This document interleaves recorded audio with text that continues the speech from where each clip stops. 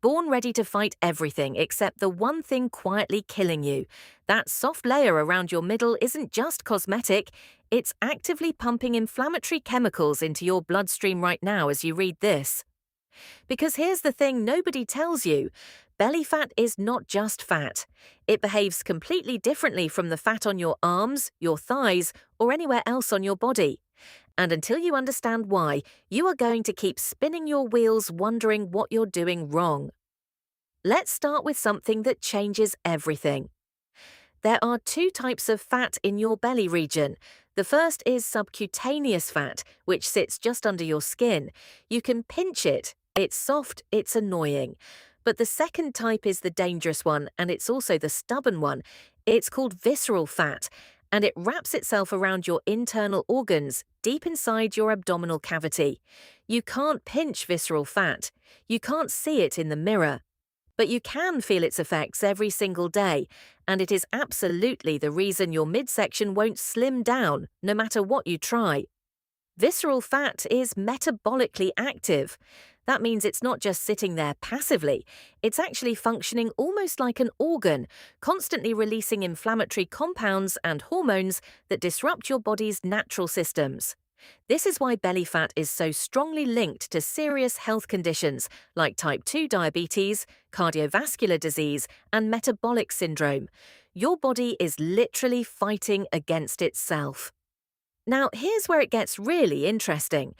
The number one driver of visceral fat accumulation is a hormone called cortisol. You've probably heard of it as the stress hormone, and yes, that's exactly what it is. When your body senses stress, whether that's work pressure, poor sleep, relationship problems, or even intense exercise done incorrectly, your adrenal glands pump out cortisol. And cortisol's job, from an evolutionary standpoint, was to prepare your body for a fight or flight response.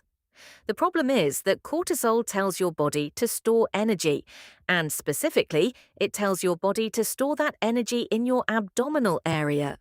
Why? Because back in ancient times, fat stored near your vital organs could be rapidly mobilized for emergency energy. Your body thought it was being clever. But in 2026, you're not running from predators. You're stuck in traffic or staring at emails at midnight, and your body is still responding the same ancient way. So every time you are chronically stressed, your cortisol stays elevated and your body keeps packing fat around your midsection.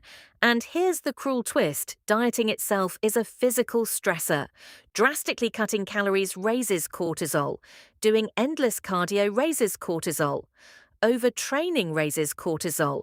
So the harder you push without addressing this underlying hormonal issue, the more you might actually be reinforcing the very problem you're trying to solve. Let that sink in for a second. But cortisol is only part of the story. Let's talk about insulin, because this hormone is equally responsible for why your belly fat refuses to leave. When you eat, especially when you eat processed foods, refined carbohydrates, or high amounts of sugar, your blood sugar spikes and your pancreas releases insulin to bring it back down. Insulin's job is to shuttle glucose into your cells for energy. But when you eat this way repeatedly throughout the day, your cells start becoming resistant to insulin's signal. They stop responding properly. Your pancreas has to produce even more insulin to do the same job. Here's what that means for belly fat. High insulin levels directly block fat burning. When insulin is elevated, your body cannot access stored fat for fuel. It is physiologically impossible. Your body is essentially locked in fat storage mode, and the abdominal region is particularly sensitive to insulin resistance. The visceral fat cells in your belly have a high density of cortisol receptors and insulin receptors, making your midsection like a magnet for fat storage when these hormones are out of balance. This is why you can be in a calorie deficit and still not lose belly fat. If your insulin is consistently elevated throughout the day because of constant snacking, high carbohydrate meals, or poor food choices, your body simply will not tap into those fat stores.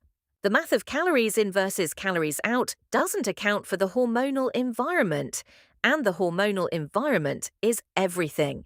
So, what actually works? The first shift is addressing cortisol directly.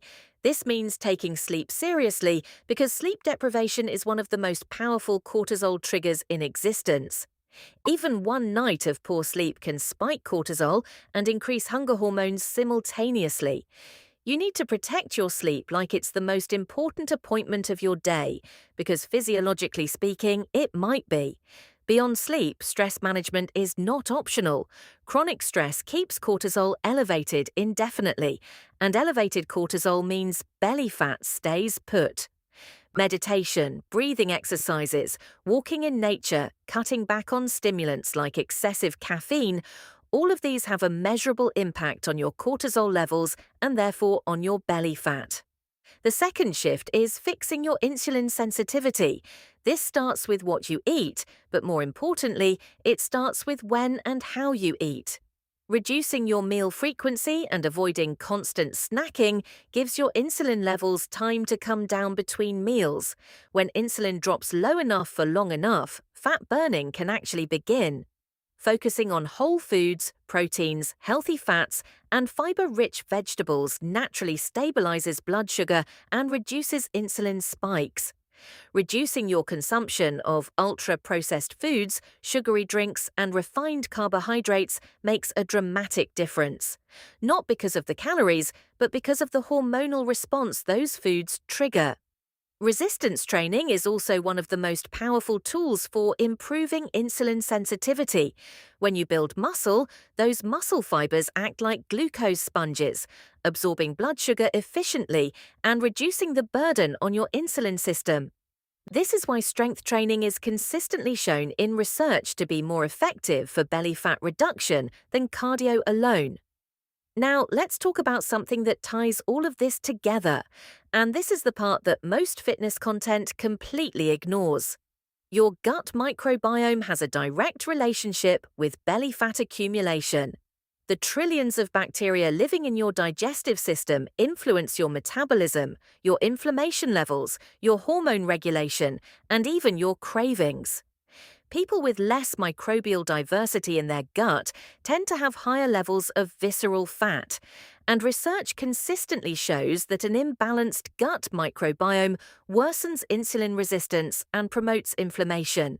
Feeding your gut with fermented foods, fiber from a variety of plant sources, and reducing alcohol intake, which is devastatingly toxic to beneficial gut bacteria, can meaningfully improve the internal environment that either encourages or discourages belly fat storage. Here's what I want you to take away from all of this. The reason your belly fat won't go away is not because you're not trying hard enough, it's because you've been fighting the symptom rather than the cause. Belly fat is a signal that your hormones, your stress response, your insulin sensitivity, or your gut health are out of balance. Address those root causes and your body will naturally begin releasing that stored fat in your midsection. Stop punishing yourself with extreme diets and grueling workouts that spike cortisol even further. Start working with your biology instead of against it. Prioritize sleep, manage your stress, stabilize your blood sugar, build muscle, support your gut. The belly fat isn't stubborn because you're broken, it's stubborn because your body is following ancient instructions that made sense once. Your job now is to give your body new signals, better signals.